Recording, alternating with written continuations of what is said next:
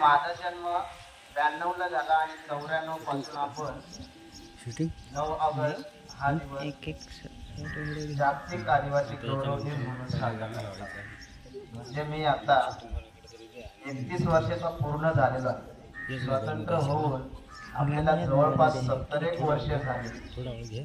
त्यानंतर आपल्याला जाग आली की आपल्याला आदिवासी संस्कृती टिकवायची आहे आणि आदिवासी जी जमात टिकून राहावी, ती कुठेतरी विलुप्त नको व्हायला, म्हणून आपण भारतीय सरकारने 9 ऑगस्ट 1994 पासून 9 ऑगस्ट हा दिवस जागतिक आदिवासी गौरव दिन म्हणून साजरा करण्यास सुरुवात.